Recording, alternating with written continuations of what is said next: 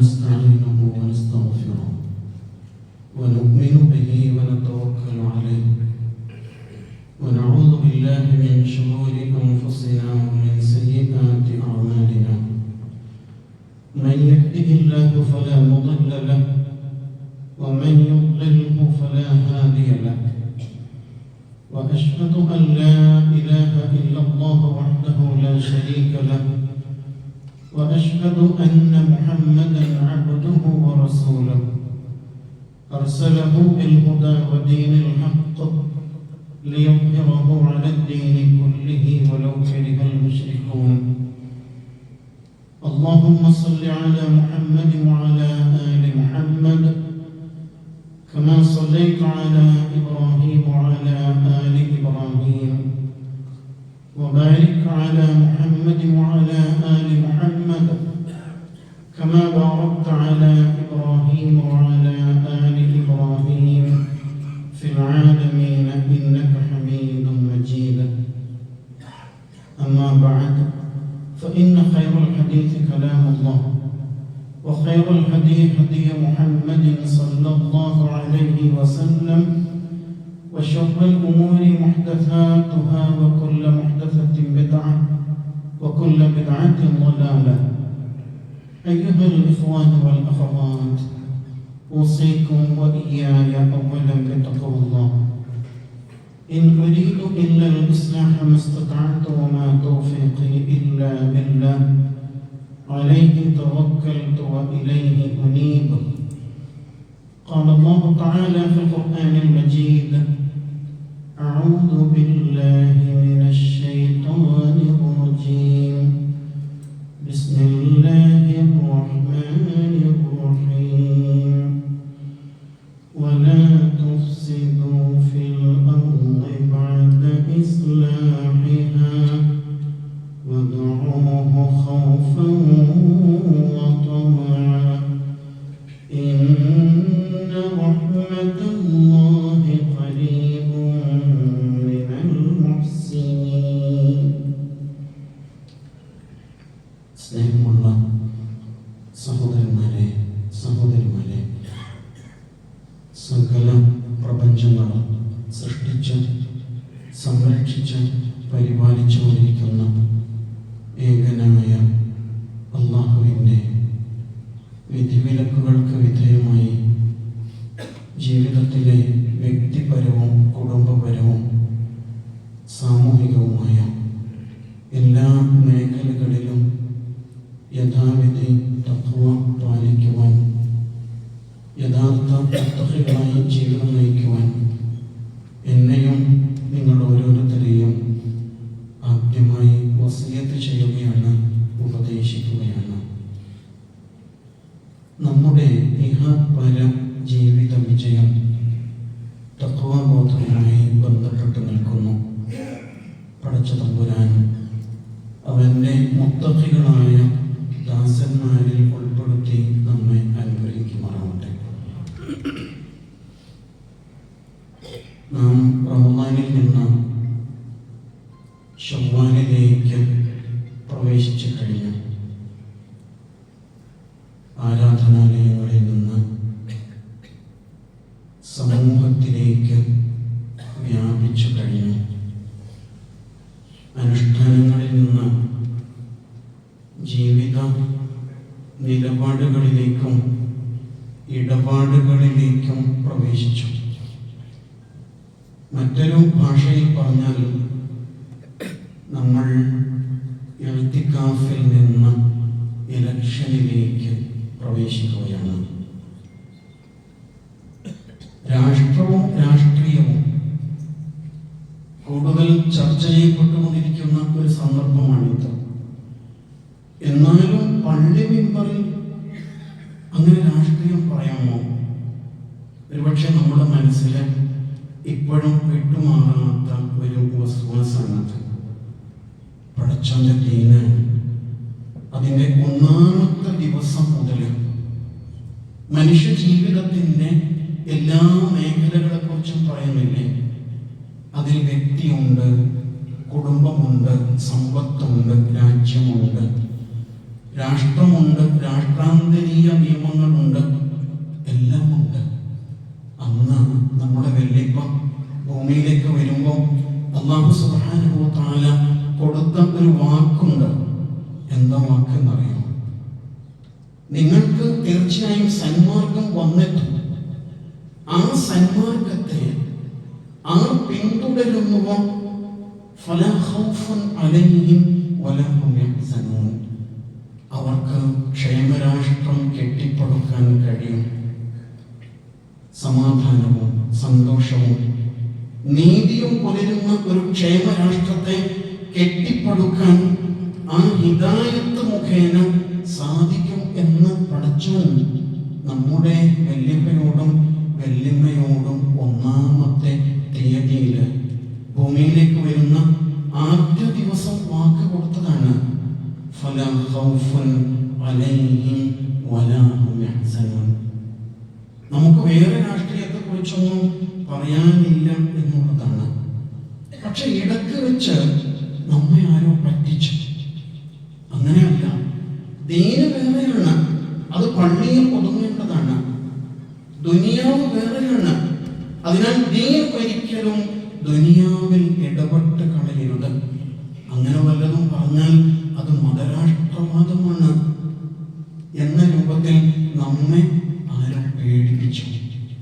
അന്ന് മുതലാണ് നമ്മൾ ഇങ്ങനെയൊക്കെ ആയിപ്പോയത്, അല്ലേ? ശരിക്കും അതാണ് നമുക്ക് സംഭവിച്ചു പോയത് എന്നുള്ളതായി.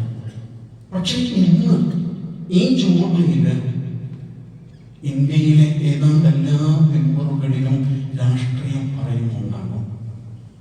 കാരണം നമ്മൾ പരസ്പരം കലവില കൂട്ടി ഒടുവില് നിലനിൽപ്പ് ചോദ്യം ചെയ്യപ്പെടുന്ന ഘട്ടത്തിലെത്തിയപ്പോൾ നമ്മൾ ഇനി എല്ലാം പറയേണ്ടി വരുന്നു എന്നുള്ളതാണ് പുതിയ കാലാവസ്ഥ. നമ്മുടെ രാജ്യം 18ാമത് ഭരണകൂടത്തെ തിരഞ്ഞെടുക്കുവാനുള്ള ഒരുക്കത്തിലാണ്. ഇന്ന് ഈ ജുമുഅ ദിനത്തില് 102 മണ്ഡലങ്ങളില്, ലക്ഷദ്വീപ് ഉൾപ്പെടെ 102 മണ്ഡലങ്ങളിൽ ഇലക്ഷൻ നടക്കുകയാണ്. സങ്കടമൊന്നില്ലേ? ജുമുഅക്ക് കുളിച്ചൊരുങ്ങിയിട്ട് പള്ളിയിൽ പോകേണ്ട സമയത്ത് അങ്ങനെ പോളിംഗ് ബൂത്തില് ക്യൂവിൽ നിൽക്കാനാണ് പറയുന്നത്. ഇതൊന്നും അവർക്ക് തിരിയുന്നില്ലേ? എന്താ ഇങ്ങനെയൊക്കെ? പക്ഷെ നമുക്കിതിനെ പോസിറ്റീവായിട്ട് കാണണം. അള്ളാഹുവിന്റെ ദീൻ അതാണ് പറയുന്നത്. നമ്മൾ ജുമുഅ ദിനത്തെ കുറിച്ച് ഓതിക്കൊണ്ടിരിക്കുന്ന സൂക്തമില്ലേ, ആ സൂക്തത്തിൽ പടച്ചോൻ പറയുന്നുണ്ട്,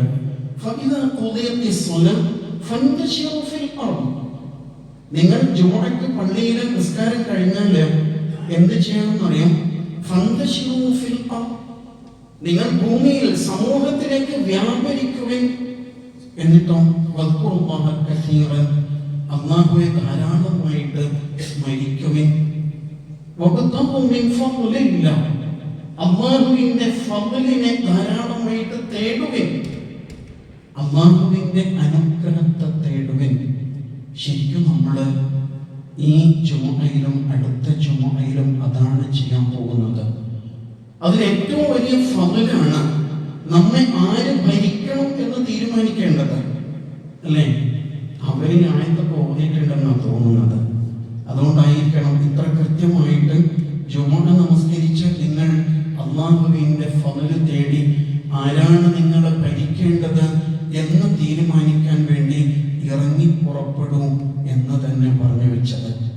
ഈ ആയത്തിനെ അവർ ശരിക്കും നമുക്ക് പഠിപ്പിച്ചു തരികയാണ് എന്ന് തോന്നുന്നു എന്ന് പറയാം. അപ്പൊ ജുമുഅയും ദുനിയാവും ഒന്നിക്കുകയാണ്, ജുമുഅയും രാഷ്ട്രീയവും ഒന്നിക്കുകയാണ്. ഇതാണ് അല്ലാഹുവിന്റെ ദീൻ നേരത്തെ തന്നെ പറഞ്ഞത്. അതിനാൽ ദീനും ദുനിയാവും രണ്ടെല്ലാം ഒന്നാണ് എന്ന തിരിച്ചറിവ് തീർച്ചയായും ഈ 12ാമത്തെ മണിക്കൂറിലെങ്കിലും നമ്മുടെ മനസ്സിൽ കൃത്യമായിട്ട് രൂപപ്പെട്ട് വരേണ്ടിയിരിക്കുന്നു. സ്വാഭാവികമായും ഒരു ചോദ്യമുണ്ട്, എന്താണ് ഇസ്ലാമിന്റെ ഇലക്ഷൻ നയം? അതൊരു ചോദ്യമാണ്, വളരെ പ്രസക്തമായ ചോദ്യമാണ്. നാവുകളെല്ലാം അടങ്ങിപ്പോയ ഈ കാലത്തും വിശുദ്ധ ഖുർആൻ വളരെ കൃത്യമായ ഇലക്ഷൻ നയം പ്രഖ്യാപിച്ചിട്ടുണ്ട്. എന്താണത്? അല്ലാഹു സുബ്ഹാനഹു വ തആല ഭൂമിയിൽ അവന്റെ ഖലീഫമാരായിട്ട്, അവന്റെ പ്രതിനിധികളായിട്ടാണ് നമ്മെ നിശ്ചയിച്ചിരിക്കുന്നത് എന്ന് ഖുർആൻ തന്നെ പ്രഖ്യാപിച്ചിട്ടുള്ളതാണ്. ഇന്നി ജാഇലുൻ ഫിൽ അർളി ഖലീഫ. അതിനാൽ ഈ ഭൂമിയുടെ ഉത്തരവാദിത്വം നിങ്ങളാണ് ഏറ്റെടുക്കേണ്ടത്. അതെങ്ങനെ പരിപാലിക്കണം? അതാണ് സൂറ അൽ അറാഫ് 56 പറയുന്നു, വലാ തുഫ്സിദു ഫിൽ അർളി ബഅദ ഇസ്ലാഹിഹ. അല്ലാഹു സുബ്ഹാനഹു വ തആല ഈ ഭൂമിയെ, ഈ ദുനിയാവിനെ നന്നായി ഇസ്ലാഹ് ചെയ്ത് വെടിപ്പാക്കി വെച്ചിട്ടുണ്ട്. ഈ ഭൂമിയെ വലാ തുഫ്സിദു, നിങ്ങളായിട്ട് ഫസാദ് ഉണ്ടാക്കരുത് എന്ന് അല്ലാഹു പറയുന്നു. നമ്മുടെ ഇലക്ഷൻ നയം അതാണ്. ആരെങ്കിലും ഈ ഭൂമിയിൽ, ഈ രാജ്യത്ത് ഫസാദ് ഉണ്ടാക്കാൻ ശ്രമിച്ചാൽ അവിടെ ഇസ്ലാഹ് ചെയ്യുക, അവിടെ നന്മയെ നട്ടുമുളപ്പിക്കുക എന്നതിന് ജാഗ്രതയോടെ ഉറക്കമൊഴിക്കേണ്ടവരാണ് നമ്മൾ എന്ന് ഖുർആൻ പറയുന്നു. ഫലാ തുഫ്സിദു ഫിൽ അർളി ബഅദ ഇസ്ലാഹിഹ. ശുഐബ് അലൈഹിസ്സലാം അന്നത്തെ ജനത സാമ്പത്തിക അതിക്രമം കാണിച്ചപ്പോൾ ആ സമൂഹത്തോടും ഇതേ വാചകം തന്നെയാണ് പറഞ്ഞത്. അല്ലാഹു തആല വെടിപ്പാക്കിയ ഭൂമിയാണിത് എന്ന് പറഞ്ഞാൽ ഈ ഭൂമിയുടെ, ഈ ലോകത്തിന്റെ ശുദ്ധ പ്രകൃതി ഉണ്ടല്ലോ, ആ പ്രകൃതിക്ക് നേരെ ആരെങ്കിലും കൈയോങ്ങിയാൽ, ഏതെങ്കിലും വിധത്തില് ആ പ്രകൃതി വിശുദ്ധി കളങ്കപ്പെടുത്താൻ ശ്രമിച്ചാൽ നിങ്ങൾ അവിടെ ഇസ്ലാഹിന്റെ, നന്മയുടെ വെടിപ്പാക്കുന്നവരായിട്ട് രംഗത്ത് വരണം എന്ന് അല്ലാഹു സുബ്ഹാനഹു വ തആല. അപ്പൊ ചിലര് പറയും, ഇന്നമാ നഹ്നു മുസ്ലിമൂൻ, ഞങ്ങളുണ്ടല്ലോ നാട് നന്നാക്കാനായിട്ട് എന്ന് പറഞ്ഞ് പലരും രംഗത്ത് വരും. അങ്ങനെയല്ല, അവർ യഥാർത്ഥത്തിൽ മുസ്ലിമുകളല്ല. അലാ ഇന്നഹും ഹുമുൽ മുഫ്സിദൂൻ, അവർ ഫസാദ് ഉണ്ടാക്കുന്നവരാണ് എന്ന് അല്ലാഹു തആല പറഞ്ഞു തരുന്നുണ്ട്. വിശുദ്ധ ഖുർആനിലെ ഇങ്ങനെ ദുനിയാവിന്റെ പിന്നാലെ പാഞ്ഞ് അധികാരമോഹത്തിന് വഴിപ്പെട്ട് അങ്ങനെ സമൂഹത്തിൽ അതിക്രമം പ്രവർത്തിച്ചു കൊണ്ടിരിക്കുന്ന ആൾക്കൂട്ടങ്ങളെ കുറിച്ച് പറയുന്നുണ്ട്. ഇതാ തവല്ല, അവർക്ക് അധികാരം കിട്ടിയാൽ എന്താ അവര് ചെയ്യാന്നറിയോ? സഅഫിൽ അർള്, അവർ ഭൂമിയിൽ പല തരത്തിൽ പരിശ്രമിക്കും. ലിയുഫ്സിദ ഫീഹ, ഭൂമിയിൽ കുഴപ്പമുണ്ടാക്കാൻ വേണ്ടിയിട്ട്. വയുഹ്ലികൽ ഹർസ വന്നസ്ൽ, ഈ നാട്ടിലെ കൃഷിയിടങ്ങളും അതുപോലെ തന്നെ മനുഷ്യ വംശത്തെ തന്നെയും അവര് ഹലാക്കാക്കി കളയും, നശിപ്പിച്ചു കളയും. വല്ലാഹു ലാ യുഹിബ്ബുൽ ഫസാദ്, പടച്ചോൻ ഫസാദ് ഒട്ടും ഇഷ്ടപ്പെടുന്നില്ല. അങ്ങനെ പറഞ്ഞത്. ഭൗതികന്മാർ കാര്യം ഏറ്റെടുത്താൽ അങ്ങനെയൊക്കെയാണ് മുന്നോട്ട് പോവുക.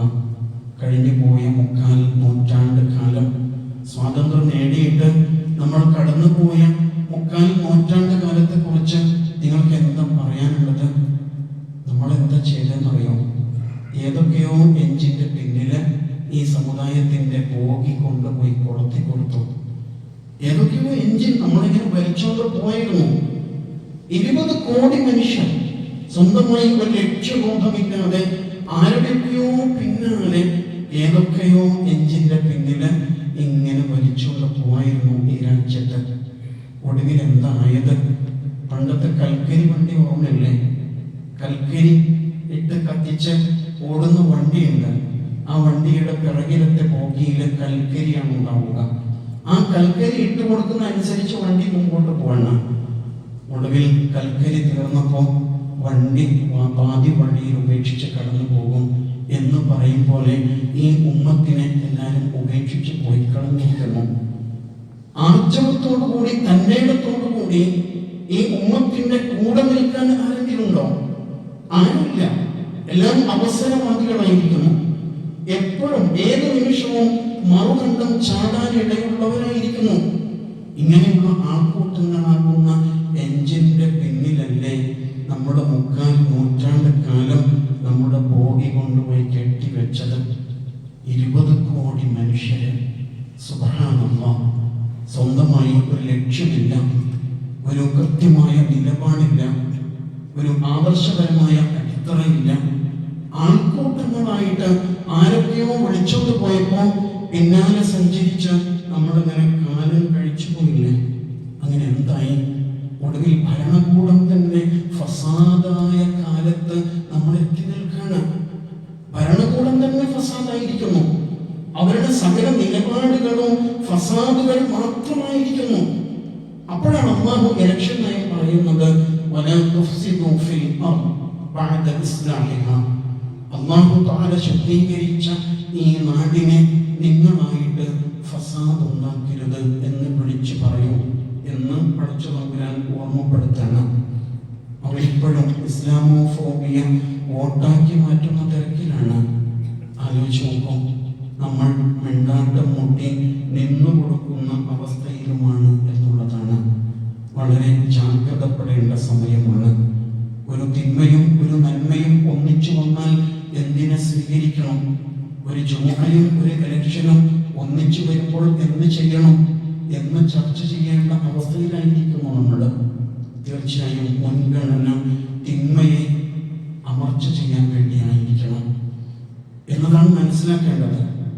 തിന്മയ്ക്കെതിരെയുള്ള ശക്തമായ പ്രതിരോധ നില സൃഷ്ടിക്കുക എന്നതായിരിക്കണം നമ്മുടെ ലക്ഷ്യം എന്ന് മനസ്സിലാക്കണം. പലതരത്തിലുള്ള വാഗ്ദാനങ്ങൾ, മോഹിപ്പിക്കുന്ന വാഗ്ദാനങ്ങൾ ഒരു വശത്ത്, മറുവശത്ത് അതേ ഫാഷിസം വിഴുങ്ങാൻ ഓങ്ങി നിൽക്കുന്നു. എന്ത് ചെയ്യണം? താൽക്കാലികമായിട്ട് ന്യൂനപക്ഷത്തിന് എന്ന് പറഞ്ഞ് എറിഞ്ഞു കൊടുക്കുന്ന എല്ലിൻ കഷ്ണങ്ങളുടെ പിന്നാലെ ഓടണോ? കുറെ കാലമല്ലേ കിതച്ച് ഓടാൻ തുടങ്ങിയിട്ട്?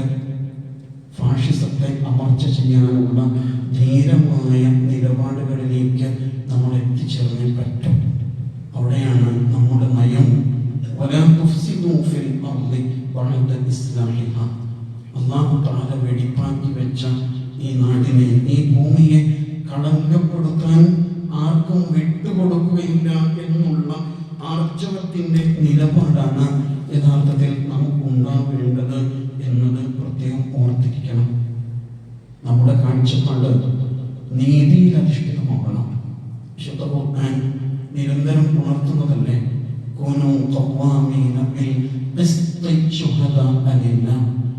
നിങ്ങൾ നീതിയുടെ പക്ഷത്ത് അടിയുറച്ച നിലകൊള്ളൂ. അല്ലാഹുവിന് സാക്ഷികളായി നീതിയുടെ പക്ഷത്ത് നിലകൊള്ളുവിൻ എന്ന് വിശുദ്ധ ഖുർആൻ ആഹ്വാനിച്ചിരുന്നുണ്ട്. ഏതെങ്കിലും ഒരു പക്ഷം ചേരേണ്ടതില്ല, സത്യത്തിന്റെയും നീതിയുടെയും പക്ഷത്ത് നിലകൊള്ളുവിൻ. റസൂലുള്ളാഹി സ്വല്ലല്ലാഹു അലൈഹി വസല്ലമയോട് ചോദിക്കുന്നുണ്ടല്ലോ, അയ്യുൽ ജിഹാദി അഫ്ളൽ, ഏത് ജിഹാദാണ് ഏറ്റവും ശ്രേഷ്ഠമായിട്ടുള്ളത്? അവിടെ നൽകുന്ന മറുപടി കലിമത്തു ഹഖ്ഖിൻ ഇൻദ സുൽത്താനിൻ ജാഇർ, അക്രമിയായ അധർമ്മിയായ ഭരണാധികാരിക്ക് മുമ്പിൽ സത്യത്തിന്റെ വാക്ക് വിളിച്ചു പറയലാണ് ഏറ്റവും ശ്രേഷ്ഠമായ ജിഹാദ്. നമ്മെ സംബന്ധിച്ചിടത്തോളം ഓരോ വോട്ടും ഓരോ വാക്കുകളാണ്. അരുത് അരുത് എന്ന ശക്തമായ പ്രതിരോധ നില സൃഷ്ടിക്കുവാനുള്ള വാക്കുകളാണ് എന്ന് തീർച്ചയായും നമ്മൾ മനസ്സിലാക്കേണ്ടിയിരിക്കുന്നു. യഥാർത്ഥത്തിൽ നമ്മൾ ഒരുപാട് മുന്നോട്ട് പോകേണ്ടിയിരിക്കുന്നു. ഇനിയും ശാശ്വതമായ പരിഹാരങ്ങളിൽ എത്തിച്ചേരണമെങ്കിൽ വളരെ കൃത്യതയുള്ള നിലപാടോടെ മുന്നോട്ട് പോകണം. 20 കോടി വരുന്ന ഒരു മഹാസമൂഹത്തിന് കൃത്യമായ ഒരു തീരുമാനമെടുത്ത് മുന്നോട്ട് പോകാൻ കഴിഞ്ഞെങ്കിൽ എന്താണ് സാധ്യമാകാത്തത്? പക്ഷേ ബോധപൂർവം ചിതറിത്തെറിച്ചു പോയ വെറും ചില്ല് കഷ്ണങ്ങൾ പോലെ ആയിപ്പോയിരിക്കുന്നു ഈ ഉമ്മത്ത് എന്നുള്ളതാണ്. ഒന്നിച്ചു നിൽക്കാൻ സാധിക്കാതെ ഒരിക്കലും നമ്മൾ സങ്കടപ്പെടുന്നതിൽ അർത്ഥമില്ല എന്ന് മനസ്സിലാക്കണം. മൃദു ഹിന്ദുത്വവും അവസരവാദവും മാറി മാറി പരീക്ഷിച്ച് നമ്മളിങ്ങനെ മുന്നോട്ട് പോയിക്കൊണ്ടിരിക്കുകയാണ്. അവിടെയും നമുക്കൊരു പിടിവള്ളിയുണ്ട്. എന്താണ്? തമ്മിൽ ഭേദം ഏതാണോ അതിനെ സ്വീകരിക്കുക. അത്രയും സാധ്യമാകും. അത്രമാത്രം നിസ്സഹായമായ സാഹചര്യത്തിലൂടെയാണ് നമ്മളിപ്പോഴും കടന്നുപോയിക്കൊണ്ടിരിക്കുന്നത്. വിശുദ്ധ ഖുർആനിൽ റോം എന്നൊരു അധ്യായമുണ്ട്. റോമാ സാമ്രാജ്യം എന്നാണ് ആ സൂറയുടെ പേര് തന്നെ. എന്താണ് അതിന്റെ പശ്ചാത്തലം? റോമും പേർഷ്യയും തമ്മിൽ യുദ്ധമുണ്ടായപ്പോൾ ഇസ്ലാം റോമിന്റെ പക്ഷത്ത് നിൽക്കുകയാണ്. റോം ഇസ്ലാമിക രാജ്യമല്ല, പേർഷ്യയും അല്ല. പക്ഷെ റോം വേദ സമൂഹത്തിന്റെ ഭാഗമാണ്. പേർഷ്യയാകട്ടെ അഗ്നിയാരാധകരും തികഞ്ഞ ബഹുദൈവവാദികളുമായ സമൂഹമാണ്. അവിടെ തമ്മിൽ ഭേദം എന്ന നിലയിൽ റോമാ സാമ്രാജ്യത്തെ പിന്തുണക്കുന്ന ശൈലി വിശുദ്ധ ഖുർആൻ സ്വീകരിച്ചത് കാണാൻ സാധിക്കുന്നുണ്ട്. ആ ഒരു സമീപന ശൈലി ഇന്ന് നിലവിലുള്ളതിൽ ഏതാണോ പിന്തുണക്കുവാൻ അല്പമെങ്കിലും അർഹതയുള്ളത്, അല്പമെങ്കിലും പ്രതീക്ഷയ്ക്ക് വകയുള്ളത്, അവരുടെ കൂടെ നിൽക്കുക എന്നത് മാത്രമാണ് ആശയറ്റ് പോകുന്ന സമൂഹത്തിന് പിടികൊള്ളിയായിട്ട് ഒടുവിൽ ബാക്കിയാകുന്നത്. ഈ ആയത്തില് അല്ലാഹു തആല തുറന്ന് പറയുന്നത് വദഉഹു ഖൗഫൻ വതമഅ എന്നാണ്. നിങ്ങൾ പ്രാർത്ഥിച്ചു കൊണ്ടിരിക്കും, പ്രതീക്ഷാപൂർവം ഭയപ്പാടോടുകൂടി അല്ലാഹുവിലേക്ക് അടുത്ത് നിരന്തരമായ പ്രാർത്ഥനകളിൽ ഏർപ്പെടും. പ്രവർത്തനം ഉണ്ടാവണം, അതോടൊപ്പം തന്നെ പ്രാർത്ഥനയും ഉണ്ടാവണം. ഇന്ന റഹ്മത്തുല്ലാഹി ഖരീബും മിനൽ മുഹ്സിനീൻ. അല്ലാഹുവിന്റെ കാരുണ്യം ഏറ്റവും നന്നായിട്ട് കർമ്മം ചെയ്യുന്നവരോട് അടുത്താണ് നിൽക്കുന്നത്. ഏറ്റവും നന്നായി കർമ്മം ചെയ്യുക, ആൾക്കൂട്ടത്തിന്റെ ഭാഗമാവാതെ കൃത്യമായ ആദർശബോധത്തോടു കൂടി മുന്നോട്ട് പോകാനുള്ള ധീരമായ നിലപാടെടുക്കാൻ സാധിക്കുക. അതാണ് ഇഹ്സാനിയത്ത് എന്ന് പറയുന്നത്. നാം നെഞ്ചേറ്റിയ ആദർശത്തോട് നീതി പുലർത്താൻ കഴിയുന്നവരാകുക. സ്വന്തം വ്യക്തിത്വം നഷ്ടപ്പെടുത്തിയിട്ട് ആരുടെങ്കിലും പിന്നാലെ കൊണ്ടുപോയി കെട്ടിക്കൊടുക്കുന്ന രീതി അവസാനിപ്പിക്കുക എന്ന് തന്നെയാണ് അവിടെ ഉദ്ദേശിക്കുന്നത്. അങ്ങനെ ഇഹ്സാനിയത്ത് വ്യക്തിത്വം എപ്പോൾ തിരിച്ചെടുക്കുന്നുവോ ആ സമയത്താണ് നമുക്ക് നിലനിൽപ്പുണ്ടാവും. അല്ലാത്ത പക്ഷം നമ്മുടെ വ്യക്തിത്വവും അസ്തിത്വവും ചോദ്യം ചെയ്യപ്പെട്ടുകൊണ്ടേയിരിക്കും. വേരോടെ പിഴുതെറിയും എന്നുള്ള നിരന്തരമായ ഭീഷണികൾ ഉയർന്നുകൊണ്ടേയിരിക്കും. അതിനാൽ വളരെ കൃത്യമായ നിലപാടുകളുമായിട്ട് മുന്നോട്ട് പോകേണ്ട സന്ദർഭമാണ്. അല്ലാഹു സുബ്ഹാനഹു വ തആല ആർജവത്തോടെ ആദർശ മാർഗത്തിൽ നിലപാടുകൾ സ്വീകരിക്കുവാൻ, ആർജവത്തോടെ മുന്നേറുവാൻ നമുക്ക് തൗഫീഖ് നൽകുമാറാവട്ടെ.